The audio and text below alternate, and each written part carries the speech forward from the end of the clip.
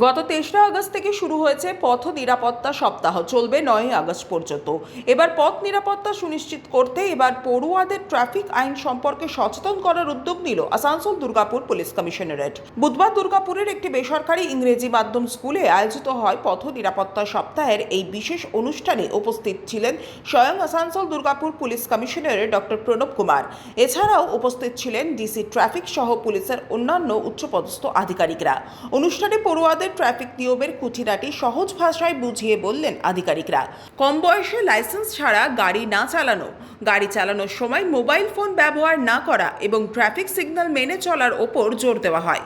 পথ সুরক্ষা আরও জোরদার করতে পুলিশের পক্ষ থেকে পড়ুয়াদের হাতে হেলমেটও তুলে দেওয়া হয়। I will leave my father also wearing the helmet. Thank you. আমাদের রোড সেফটি উইকটা অবজার্ভ করা হচ্ছে, সেখানে আমরা বিভিন্ন অ্যাক্টিভিটিস করছি। তো এটা একটা ছোট আমাদের প্রয়াস আছে। বেসিক্যালি আমরা যেটা অবজার্ভ করেছি কি যারা মোটরসাইকেল রাইড করে, রাইডার তো পড়ে হেলমেট, যখন আমরা এনফোর্স করছি, কিন্তু পিলিয়ন রাইডার বাচ্চারা এরা পড়ে না। তো এটা একটা সিম্বলিক জেস্চার আছে, যাতে আমরা পেরেন্টস আর গার্জিয়ানদেরকে আমরা রিকোয়েস্ট করছি কি তারা সবাই যারা পিলিয়ন রাইডার আছেন তারা হেলমেট পড়েন আর বাচ্চাদেরকে অবশ্যই করে পড়েন।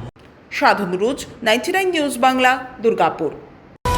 আপনারা দেখছেন 99 নিউজ বাংলা। বদলাবো আমরা।